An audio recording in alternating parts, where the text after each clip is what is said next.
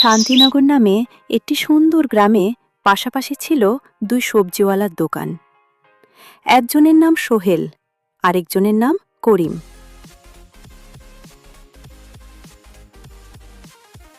সোহেল সব সময় হাসি মুখে কথা বলতো, তাজা সবজি বিক্রি করত এবং কখনো কাউকে ঠকাতো না। তাই তার দোকানে প্রতিদিন ভিড় লেগে থাকত। অন্যদিকে করিম ছিল রাগী, হিংসুটে আর ধূর্ত স্বভাবের। ফলে তার দোকানে তেমন ক্রেতা আসত না। না, আর সহ্য হচ্ছে না। অনেক দিন ধরে দেখছি, এবার এই সোহেলকে একটা শিক্ষা দিতেই হবে। সব মানুষ ওর কাছেই যায় কেন? সোহেল, তোর কি আর কোনো কাজ নেই? আমার মতো সব সবজি এনে আবার গ্রামের সব লোকজনকে নিজের দিকে টেনে নিয়েছিস। বন্ধু, তুমি ভুল বুঝছো। আমি শুধু চেষ্টা করি যাতে সবাই ভালো জিনিস পাই। তুমিও চেষ্টা করো, একদিন তুমিও সফল হবে। না, তুই যতদিন এখানে আছিস ততদিন আমি সফল হতে পারবো না। সেদিন সন্ধ্যায় করিম খুব চিন্তিত মুখে বাড়ি ফিরল। কি গো, এত চিন্তিত কেন? আর বলো না, ওই সোহেলের জন্য আমার ব্যবসা শেষ হয়ে যাচ্ছে। আচ্ছা, আমি একটা বুদ্ধি দিচ্ছি। কাল দোকানের সামনে বড় করে লিখে দাও, সব সবজিতে 50% ছাড়। বাহ, দারুণ বুদ্ধি।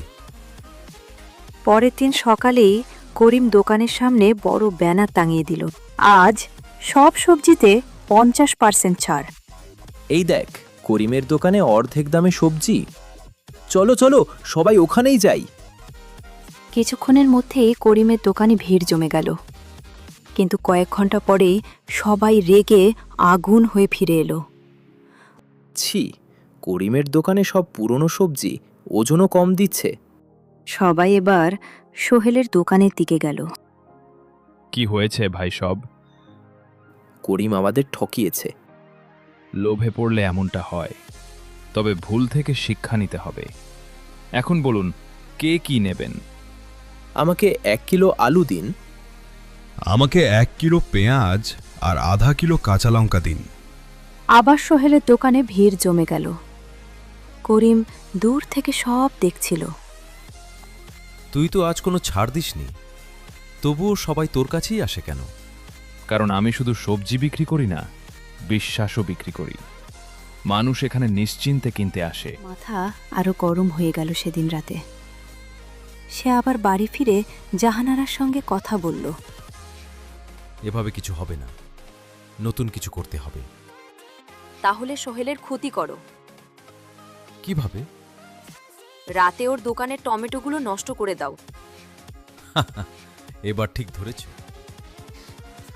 সেই রাতে করিম চুপি চুপি সোহেলের দোকানে গিয়ে কিছু টমেটো নষ্ট করে দিল। পরদিন সকালে সোহেল বিষয়টি বুঝতে পারল, কিন্তু সে রাগ করল না। গ্রামবাসীরা, একটু শুনুন। কি হয়েছে? এই টমেটোগুলো নষ্ট হয়ে গেছে, তাই আমি এগুলো কাউকে বিক্রি করব না।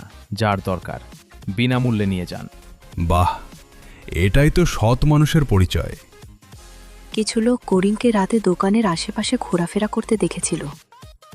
শীঘ্রই গ্রামের সবাই সত্যিটা জেনে গেল। ছি ছি, করিম এত নিচে নামতে পারে। এবার থেকে ওর দোকানে কেউ যাবে না। দিন যেতে লাগল। করিমের দোকানে একটাও ক্রেতা আসত না।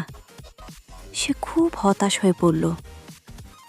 একদিন রাতে একা বসে নিজের ভুল নিয়ে ভাবতে।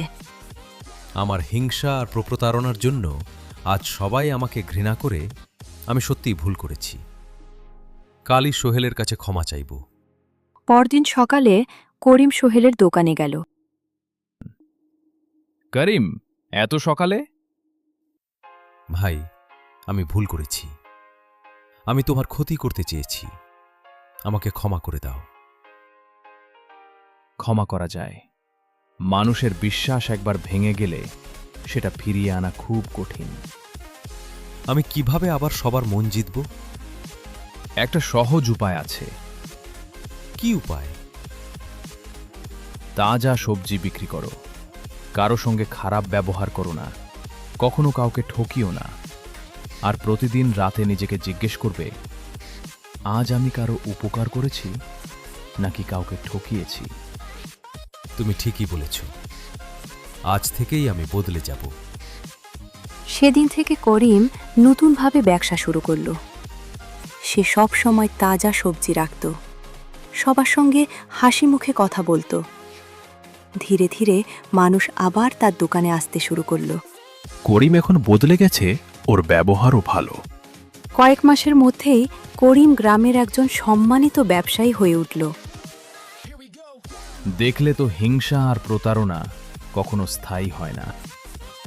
হ্যাঁ ভাই, সততা আর ভালো ব্যবহারই মানুষের আসল সম্পদ।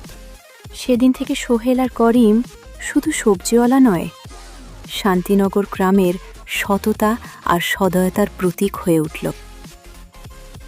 গল্পের শিক্ষা: হিংসা মানুষকে ধ্বংস করে, সততা মানুষের বিশ্বাস অর্জন করে। ব্যবসায় লাভের চেয়ে বিশ্বাস অনেক বেশি মূল্যবান।